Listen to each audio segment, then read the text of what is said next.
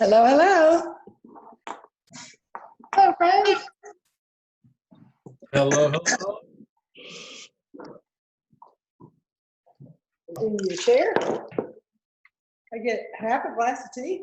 That's all you got. You want to have one? Oh. I asked him for a glass of tea. Look what he brought me. He must not think I'm very thirsty. Be more specific next time. I know. We had company for lunch today. It's the first company we've had in ages, and it felt so good. Oh, fun.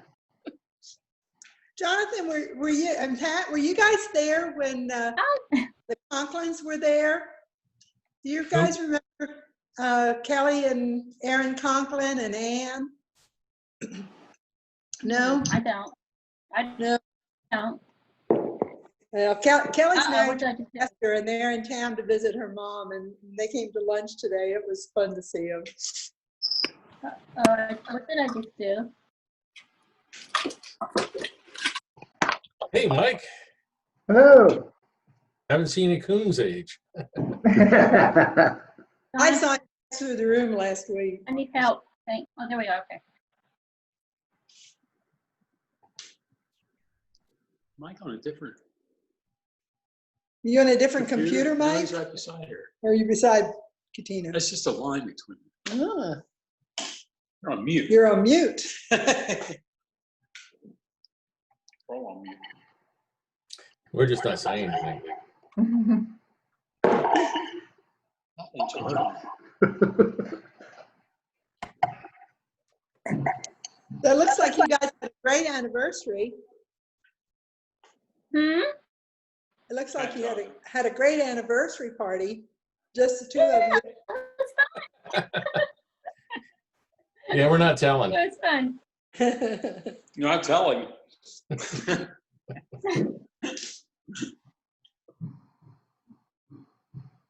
We got bonefish takeout for the very first time ever because we always go there, so it was different. Oh, I thought you were grilling outside. That was one night we did that. That was a continuous party. Oh, okay. I was allowed to grill. I didn't burn things too bad. Okay. I think I'm burning something for 4th of July. So I've been thinking about our church dinner that we owe everybody. I'm thinking if we did it outside and, you know, maybe had small tables, maybe we could do it. What do you think?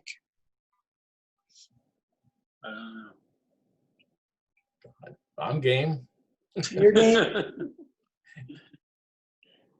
Katina, would your family come? We're not leaving I that. don't know. I don't, you know, it's not slowing down. What? The virus. No, it's getting worse. Certainly not slowing down, it's accelerating.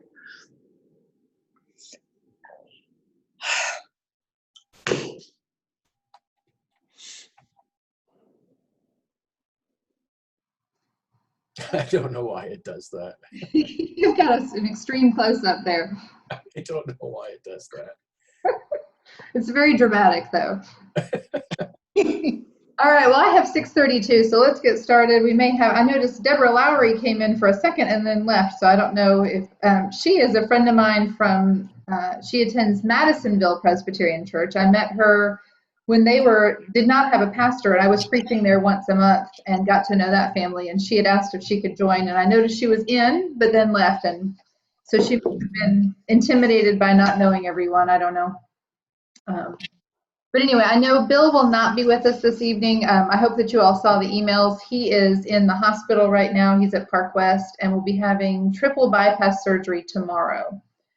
So do keep Bill Westmoreland in your prayers because it was very surprising to him. He knew he was having the angioplasty, but he did not know it would lead to surgery, and he certainly didn't know that it would lead to surgery tomorrow. So yeah, so his sons are coming in from Colorado, and his sister's on the way, and but keep him in your prayers.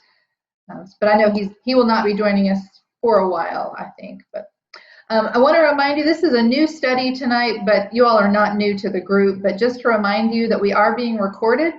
So although everything you say here is in a safe space and we will not judge you for it, you are being recorded saying it, and it will be posted on the internet. I do have the ability to edit, to take out pieces. So later on, if you think, I'm really not super comfortable with that being posted, I can always edit out pieces. So just let me know if there's ever anything you want taken out. But I just want to make that disclaimer every now and then that you are being recorded. In a small group like this, we don't necessarily need to mute our microphones, but if a lot of chaos ensues, then we can always go to that. So we're going to start. I'm going to show you, well, maybe, I don't know where I was trying to share with you a picture, but it went away. Let me see if I can find it again. In the meantime, did you all have time to watch the video? Were you able to load that? Just a few minutes of it. So she is, she's a fantastic speaker. It surprised me how awful it was in South Africa. Right, yeah. Yes. Okay, are you all seeing do you all see my screen right now? No. No. We see you. You see me. Try this again. You'd think I'd have this down by now. There it is. Okay, so this ought to look awfully familiar to you, especially because you all are regulars in worship, and I often will end the worship service with this scripture. But this is obviously from Micah, from chapter 6, verse 8. He has told you, O mortal, what is good. And what does the Lord require of you but to do justice, and to love kindness, and to walk humbly with your God? And I'm hoping that this will be our theme verse for as we move our way through this study on racism, that we can think of it in terms of justice, kindness, and humility with God. So my first question to you then is, what does justice mean? And did you have any images as you watched that video?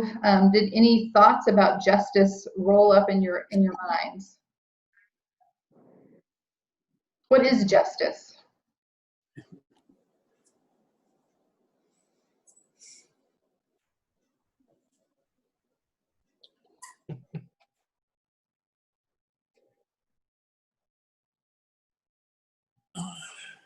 Often confused with fairness. How about to make right?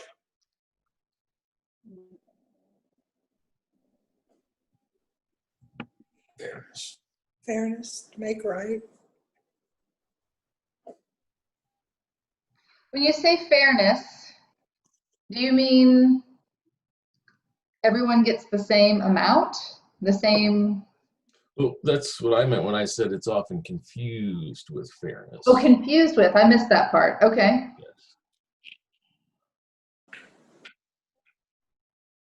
So no, I don't think it means everybody gets the same amount. But what's the Rolling Stones song?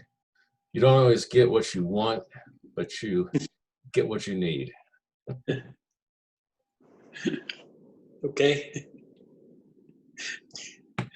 I saw something on the internet the other day that Clark Gable apparently had some Black heritage, which he didn't proclaim. But when he was filming Gone with the Wind, the racism that he saw appalled him, and he refused to work where there were black and white restrooms and people couldn't eat together, and he really put his foot down, is what the internet said.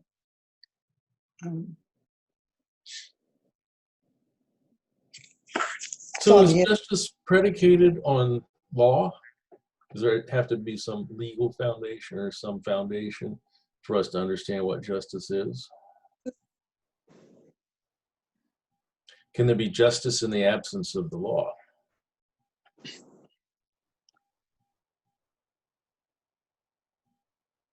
Well, I was thinking that old Christian term of justification, which is Christians we probably can't define anyway, because. Oh, I know what it means. It means just as if I hadn't done it. Is that what it means? Yeah, Okay, well, that pertains to the law, that too. yeah, I guess. Did something wrong. Yeah. Most of the time, justice would go along with the law. I mean, sometimes people take justice in their own hands, and that's typically frowned upon by society. So I would say those tend to go hand in hand, yes. But is there such a thing as an unjust law? Yes, the next question. Yeah, I think there definitely is. I say so, yeah. So then What what did does Jesus- justice mean? We're going in circles here now. What did Jesus say about the law? That, the law wasn't, how does it go? The law wasn't made for man, but how does that go? Jesus didn't say that. Yeah, he did. He was talking about, It sounds like something Paul would say.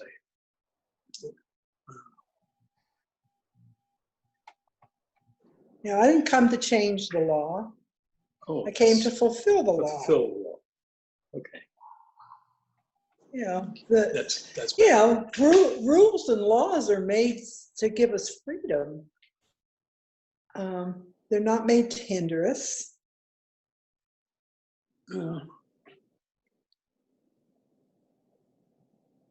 Though they can be used that way. That's right.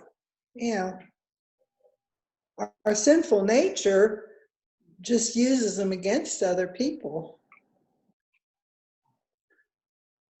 So for those of us who are not lawmakers, and I don't think any of us in this room are, what does doing justice look like?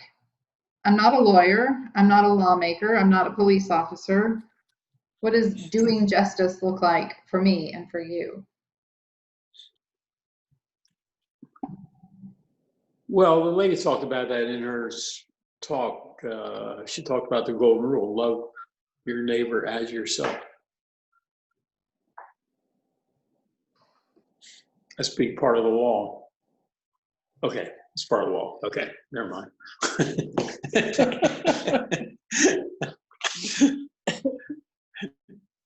Treating everybody unequally, treating everybody the same. Well, I think there's a relationship between that and respect. So yes. if you can respect other people, then that gives you a path to justice, I guess, or to do justice. Welcome, Sarah. We are talking about Micah 6:8, which I'm sure you're familiar with. Oh, yeah. So the question on the table is, what does it mean to do justice? What does that mean? We spent some time wrestling with what is justice, and now we're talking about what does it mean to do justice? Good. I have that posted on my wall. Thank you.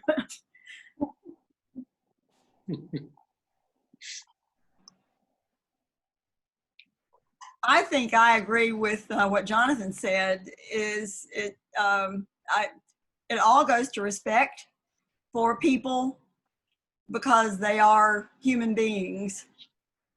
We all are human beings, and everyone simply needs to be treated with respect. And we have to understand that if we want respect, we have to give it in return.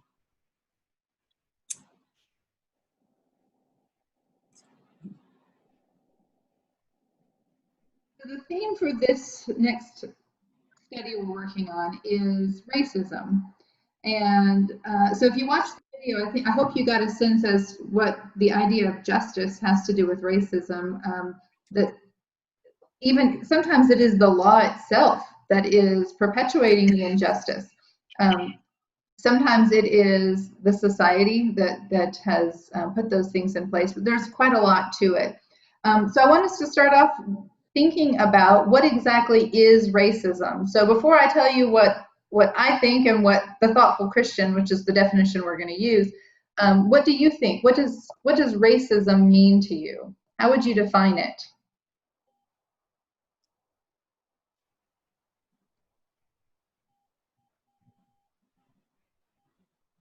Well, I think the idea is that there's a hierarchy among the races, and that some people are on top and some people are on the bottom, and there's grades in between.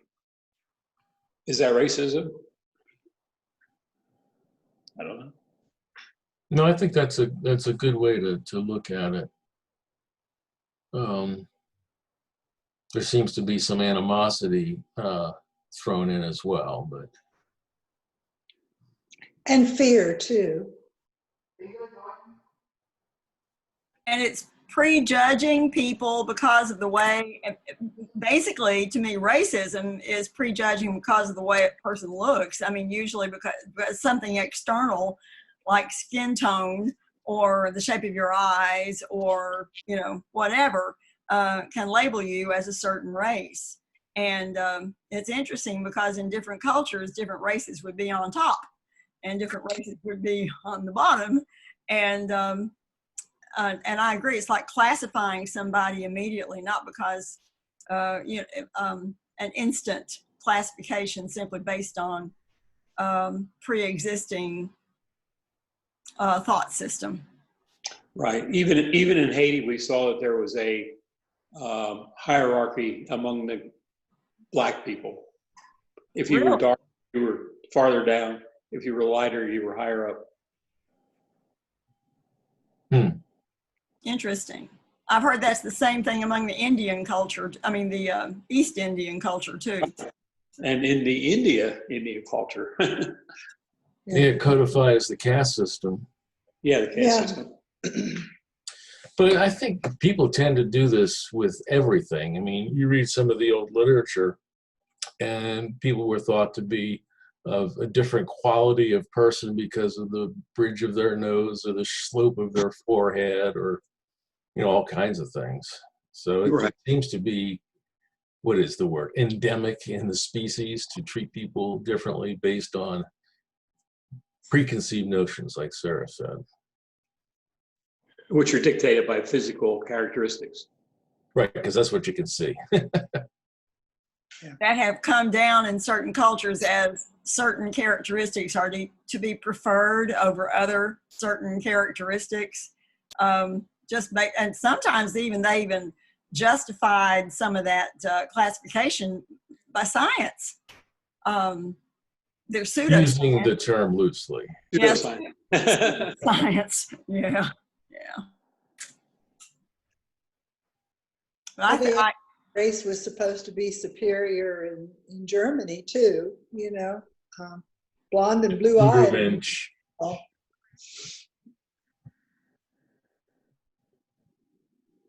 That shows it, I believe, at its scariest.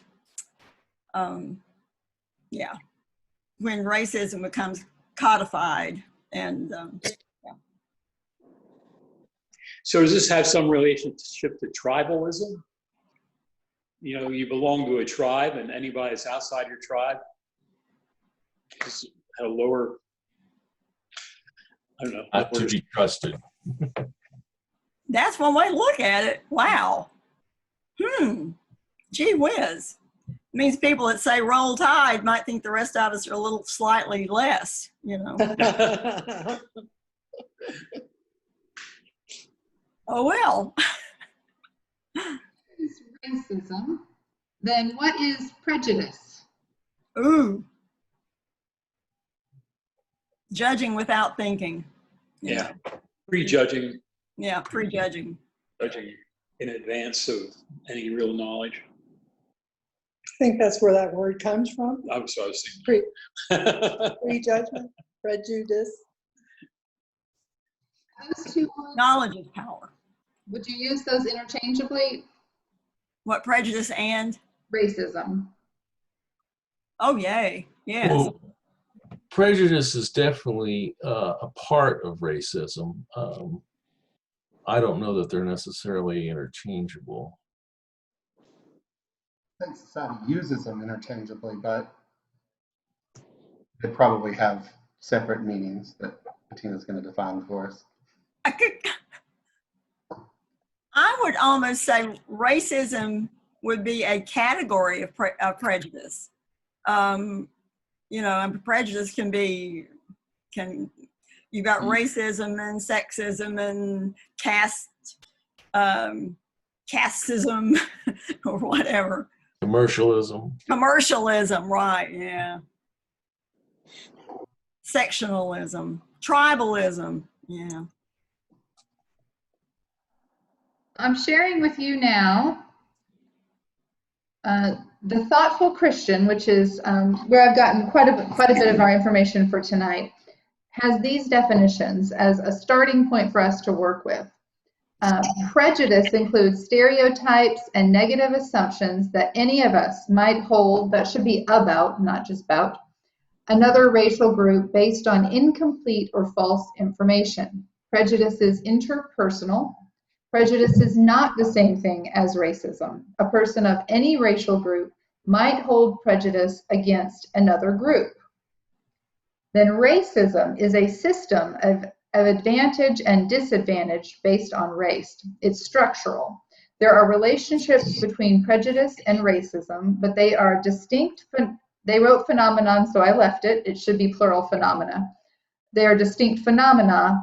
For racism to happen, a group must suffer systematic at disadvantage. So the two are not, according to the Thoughtful Christian, which is a starting point for our conversation, the two are not synonymous. What are the differences? What do you see that makes the two of them distinctly different? In racism, someone has to suffer. There has to be something taken away or a disadvantage of some sort. Right. Almost like prejudice is. Interesting, it says it's structural, which means it's somehow ingrained in societal norms. Right? Norms, rules, or laws. Right. Yes.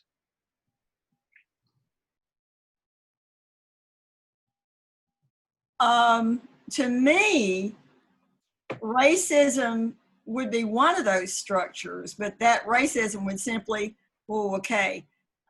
mean what? Classes of people that would be discriminated against or have prejudice relating toward the caste of people.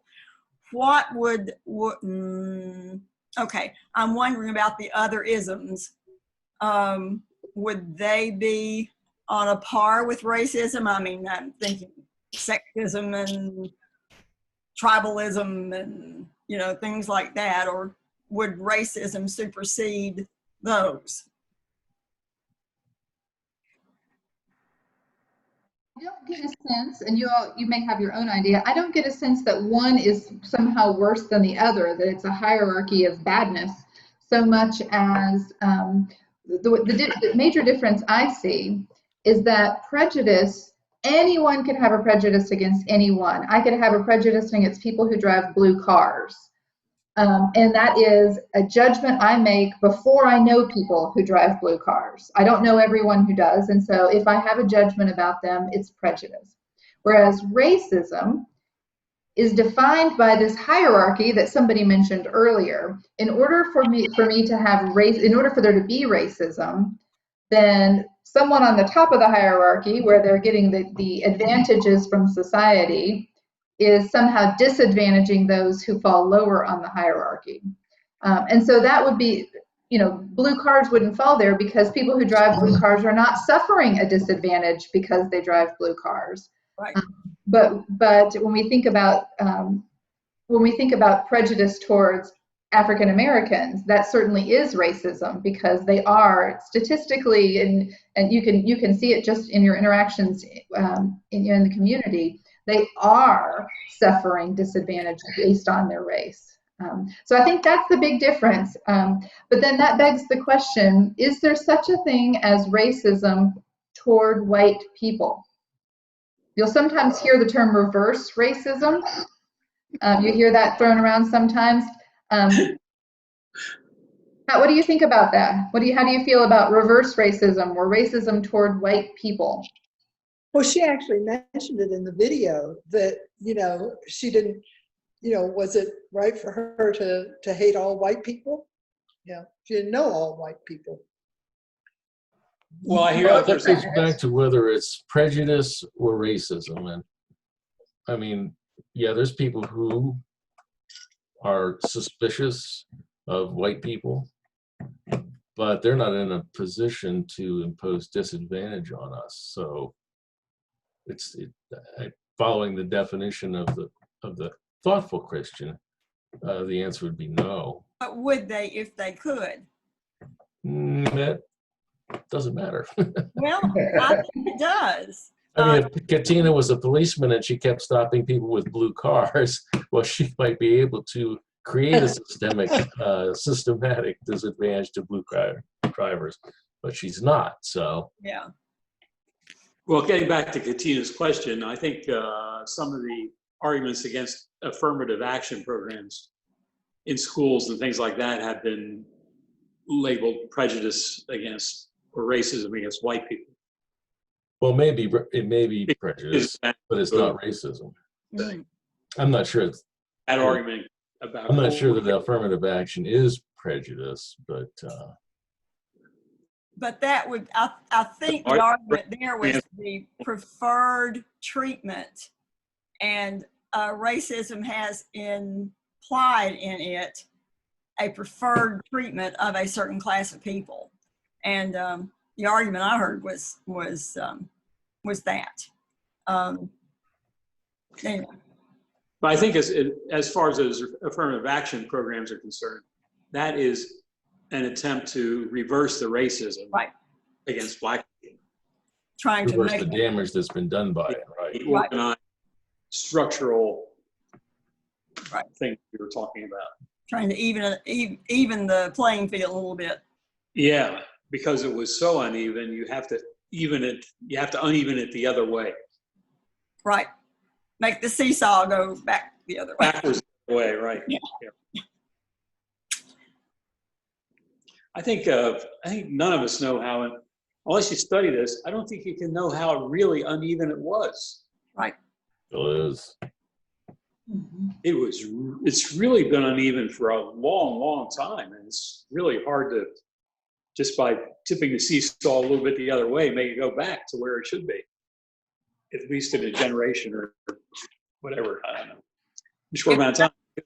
Yeah, if nothing else comes from all this, I think some conversations have started that those of us in the white community would not have been party to before, like what conversations black dads have to have with their sons when they get a certain age about how you respond to a policeman, not if you get stopped, but when you get stopped. Just matter of fact conversations that they have to have. And like Lamar Alexander said, those of us who are white really cannot understand what it is to be black in America, but we can at least stand with them. So. Yes, I think it's worth noting that we are a group of entirely white people having this conversation. And that is primarily because our church is primarily white. And so I did expect that to be the demographic. But I think it's really important that as white people, when we have a conversation about racism, about race in general, that we listen to the voices of people of color. And overwhelmingly, those voices say there is no such thing as white racism toward white people, reverse racism, because the hierarchy can never be flipped in our society. I mean, I don't know what it will look like hundreds of years from now, but as it is right now, there is no place where white people are being disadvantaged for their race. And there are many places where Black people are being disadvantaged for their race. So for our purposes, we will refer to racism only in referring to minorities. We will not refer to racism toward white people because that feels disrespectful to me. We can absolutely talk about prejudice toward white people if you feel like those things arise. And that's a conversation we can continue over these next few weeks is, how does that definition sit with you? But for our purposes, that's the direction I would like us to stick with, just out of respect and so that we can actually do some growth together. But somebody mentioned that the scope of the problem, that we have no idea how big it is. And I think you're exactly right. Just for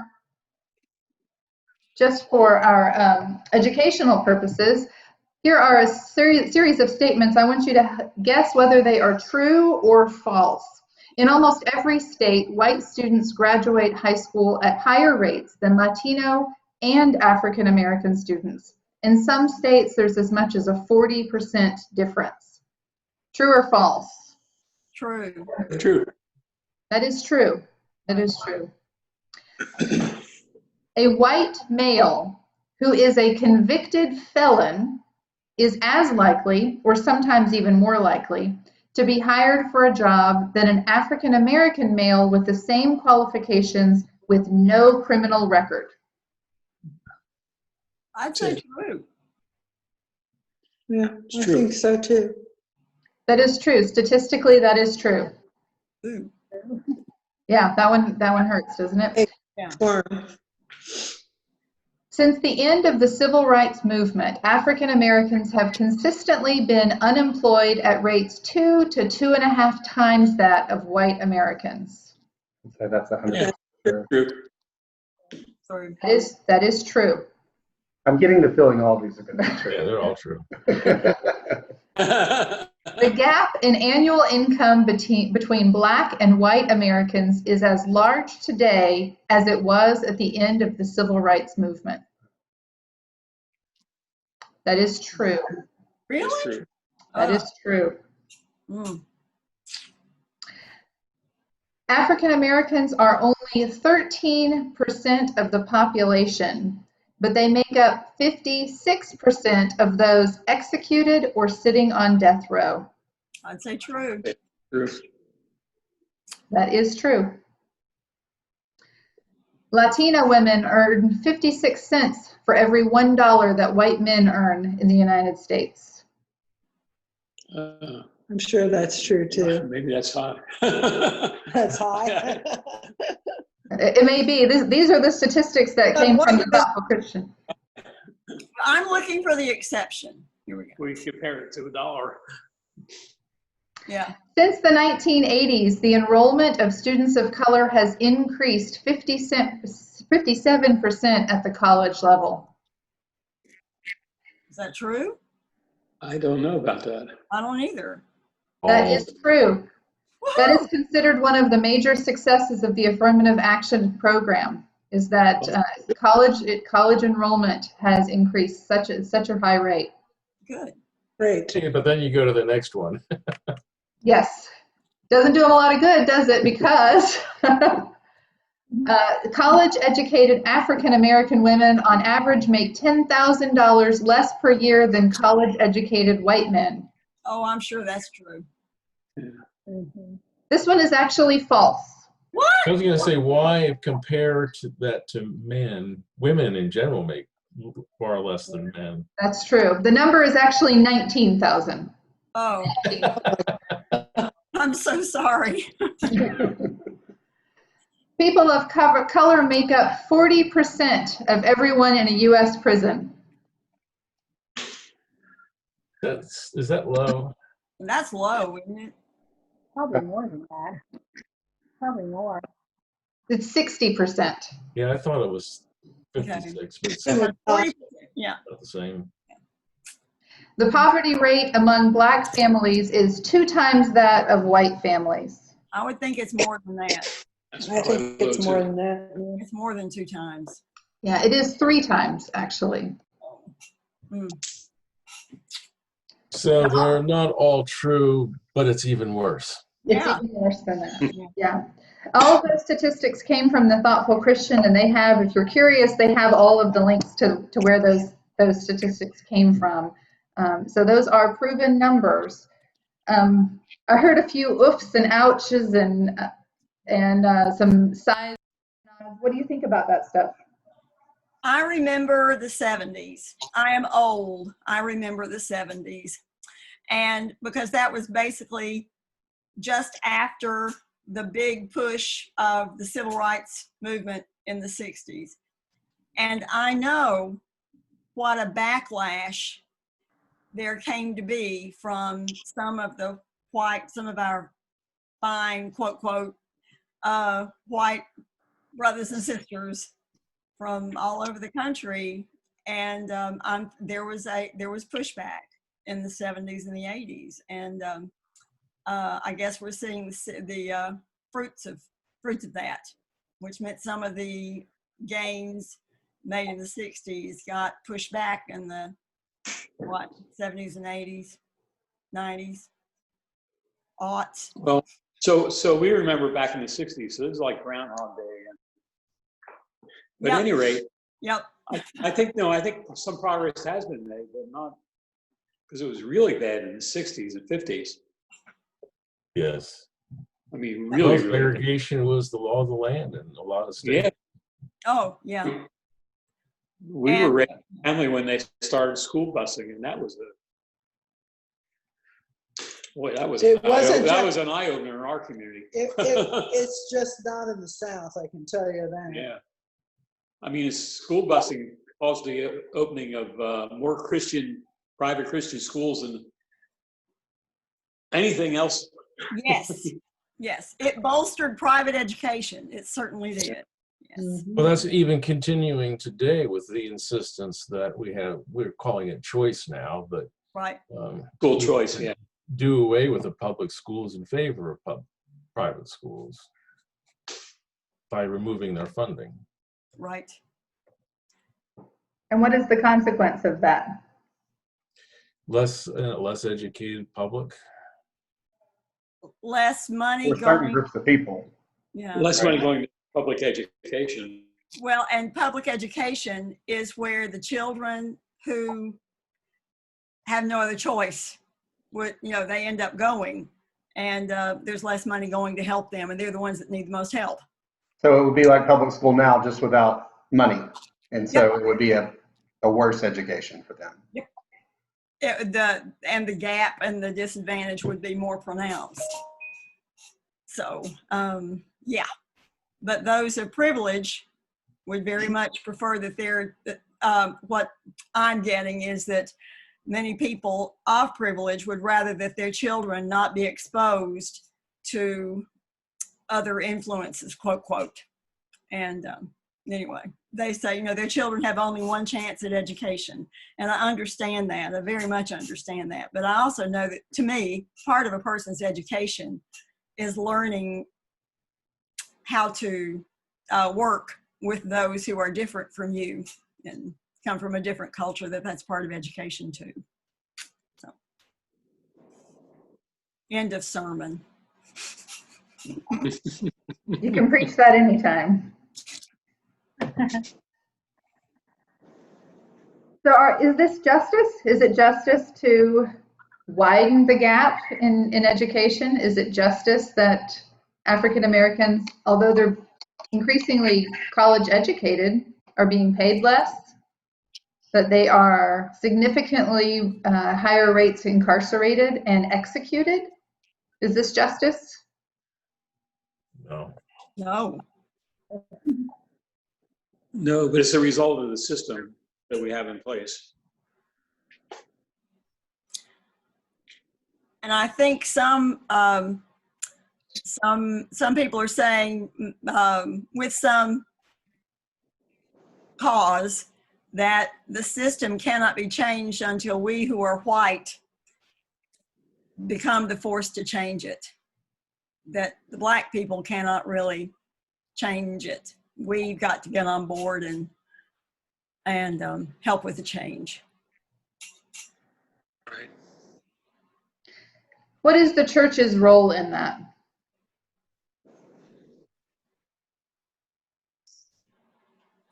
To be an encourager and also the thorn in the flesh, the thorn in the side.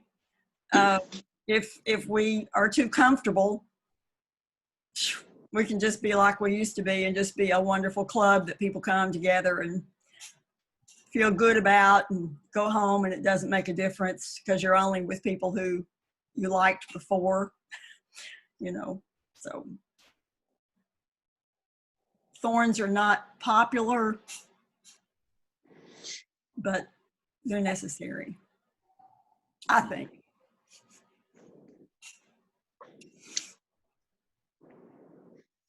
And how would you respond to someone who says the church should not get political? They should back off. The church has no place in Black Lives Matter, in these sorts of protests. How do you respond to that? I think wanting people to be treated better it should not be political. I think it's not a political issue. It's a human. I think society, what's the correct way to say that? Politicizes it, but it shouldn't be. I mean, it just shouldn't be. So, standing up for justice is right, whether it's in the church or in personal life or wherever. And that to me is not politics. That's morals, Yeah. Yes, this is a moral issue. Yep. And I don't think it's Republican. I don't think it's Democrat. It's just, to me, it's what's right. So. As you probably are aware, or you may not be, I don't know, that I'm immersed in the Presbyterian world, so you may not know, this past week was General Assembly, which happens every 2 years. It is the meeting of the highest council of the PCUSA, the Presbyterian Church USA. And they met this past week online because of coronavirus for the first time ever. And the third plenary was almost entirely focused around the topic of racism. And I'm pleased to say there were some really good things that came out of it. We did elect co-moderators, the first Indigenous woman to ever serve as co-moderator, and also an African-American man. So we did not elect a single white person, which I thought was a really huge step. And they're both wonderful, really, really, really good, and they're going to be just great for the PCUSA. And the PCUSA also passed a statement similar to what our session did, condemning racism in the church, and made some commitment steps to what needs to happen to follow up with that, which was all very good. There were a lot of arguments, and this is coming in my sermon a little bit on Sunday, that it didn't go far enough, that there wasn't quite enough done, that politics and our own polity kind of bit us in the rear, where they couldn't make the adjustments that were suggested. But it was a really good first step.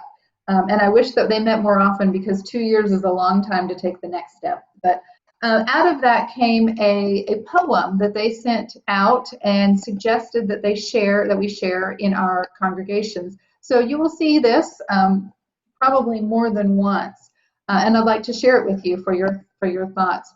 It's called "A Knee on the Neck."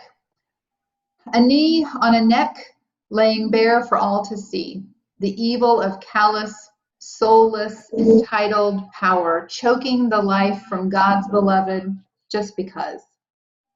We know what must change. Will we, church? We have written many true, significant, sometimes even sincere words.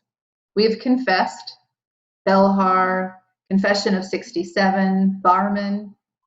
Enough words, never enough witness. We know we must change. Will we, church? Kairos.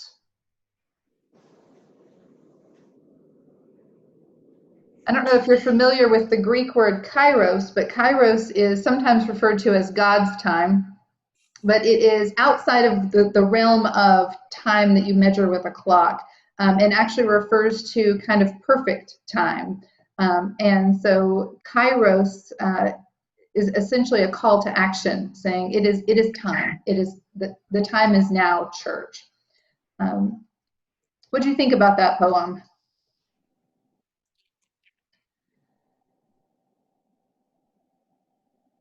Belongs in the New Yorker.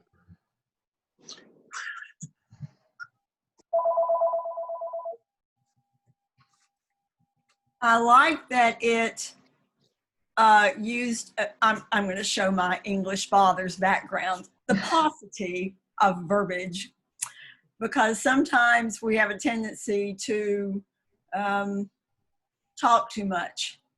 And I know I do. And it left spaces in there for a lot of thought. And they're right. We talk a lot and we profess a lot, but what are we going to do about it? And as far as like the decisions that were made at General Assembly not going far enough, I think many of us don't value process enough. We want things to be done completely all now, and that's it. Just get it done. And I think in a lot of things in our country and in our culture, we want all the change to happen now, but we have to remember that we have to stay within the frame of, if we want to get things done, we have to stay within a frame of reference of the people we're trying to pull along with us. And if step one is in the right direction, then we're at step one. And next time we can go to step 2 or step 3. And it may take a while, but you have to pull people along with you. And anyway, I think if Congress could do that, that would be good. Yes, you're here.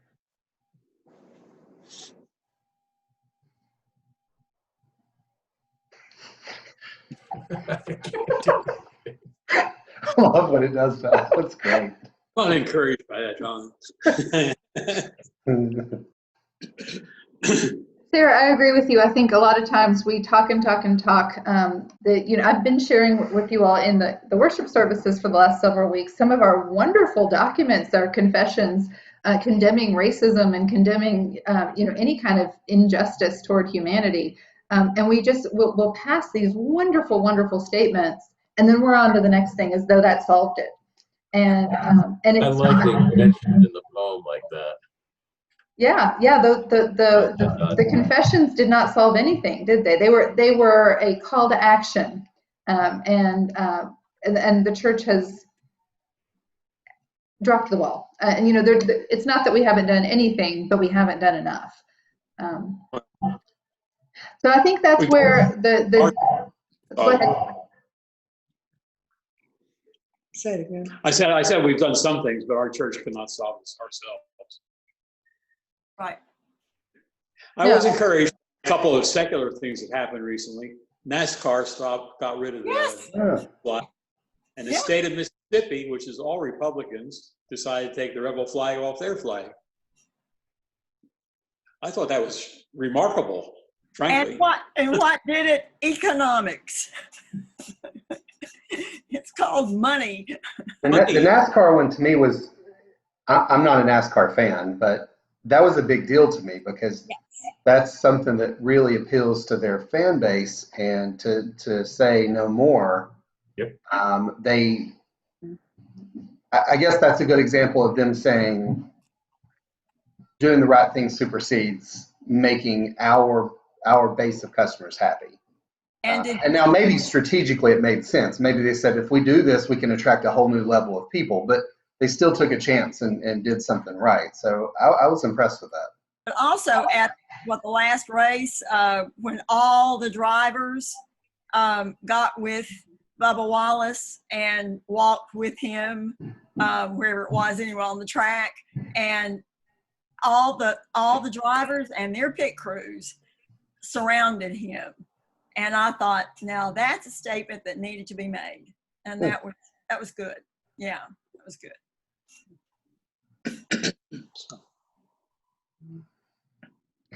I know I spend a lot of time on Facebook, and I cannot stop myself from reading the comments on news articles, which is dangerous. Okay. It'll take you down a rabbit trail you don't want to go down. But and so I see some of the ugliness of society popping up there, where in regards to the NASCAR decision, and Aunt Jemima, boy, that one exploded everywhere. And you start to see people's, they feel very free to express their inner racism on these platforms. And I see that there's also, though, there's a balance of people who are saying, you know what, it does not hurt me to change the image on my pancake syrup. And if that somehow makes people feel more comfortable in this society, then that is absolutely something we ought to do. It didn't hurt me a bit. So why wouldn't we do that? If we can make people feel more comfortable and it doesn't even cost us anything. And I think things like that are very encouraging, that we're starting to see people to step up where they're seeing these injustices and calling out, you didn't care what face was on your pancake syrup. Let's be real about it. You didn't care. And so to call that out is really encouraging to me. Yeah, and that's the problem with a bunch of white people discussing this, because we don't know what makes them uncomfortable. We say, well, what's wrong with that? That's the way we feel about it. And then we're not black. We don't know. That's right. That's right. When GA, the part of what they said did not go far enough with this is that some African-American female pastors stepped up and said, look, this document does not address girls and women at all. When we talk about who's getting stopped by the police, those are primarily men and boys. She said it does not address what the problems that are happening uniquely to girls and women, and they wanted those addressed, and they didn't get addressed, and they felt very unheard by it. And the hashtag that developed out of that was Trust Black Women.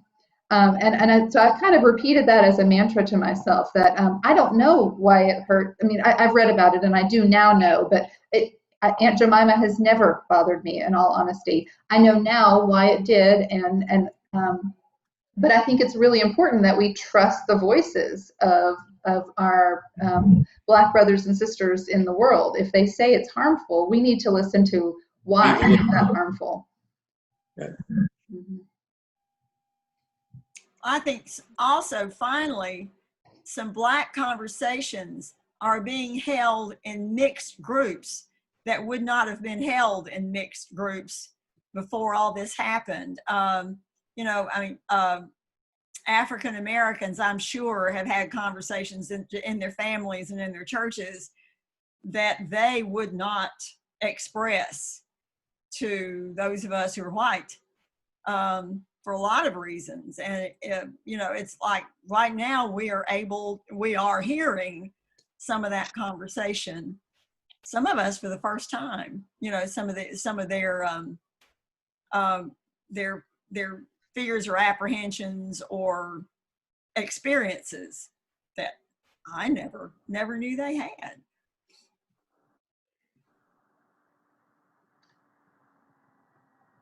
Well, I think there is a lot to be covered, and we don't have to cover it all tonight. Fortunately, we have lots and lots of time, but I hope this gives you some things to chew on this week.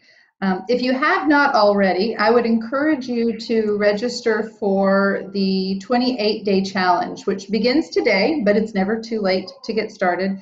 If you register for that, what's going to happen is I will send you in your email a journal that has a challenge for every single day for the next 4 weeks.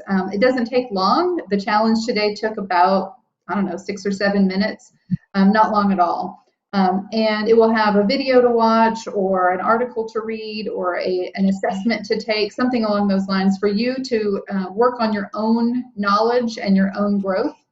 And then it has a place to journal your thoughts. I would encourage you to do this if you have the time to, because it's difficult for us to, if we're not hearing the voices, it's really difficult for us to know, how can we do justice? I don't even know what justice looks like to someone who is not in my skin.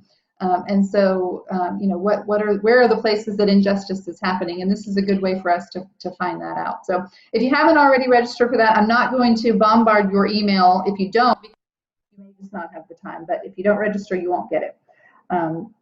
And there's lots of good stuff in this. My friend who you may all have met, Callie Elliott, who was at UKirk several years ago, wrote this program and is letting us use it free of cost. So I'm grateful to her. So do you all have any final thoughts you want to, I hate to end without you being able to say what's on your mind. Anything you want to throw out? It's just good to see your faces. Yes, it is good to see you all. It's too long that we've been separated. And what's the word about Bill? Bill is in Park West. Right. He went in yesterday for his angioplasty, and they decided to keep him because it looked worse than they thought.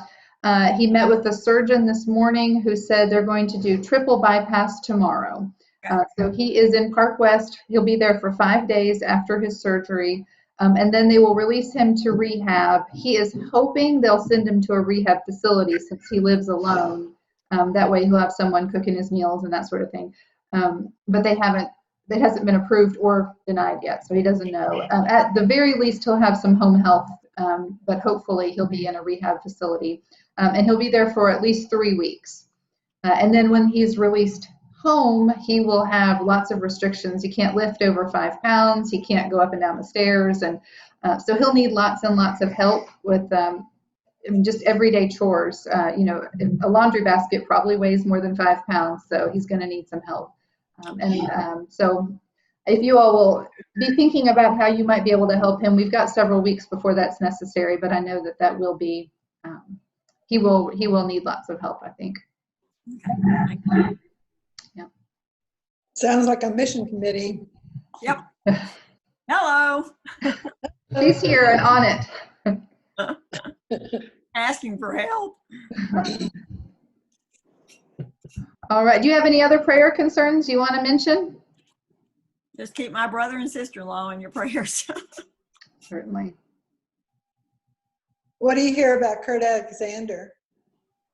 Very little. I called them and couldn't get through. The phone hung up on the first ring, so I texted Susan, and she was really vague and just said that she just needs lots of prayers and she appreciated it. So that's all I really know.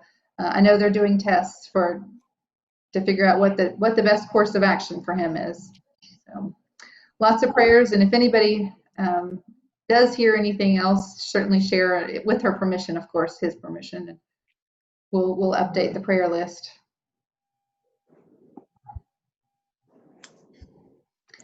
Any others? Okay, well, let's pray together.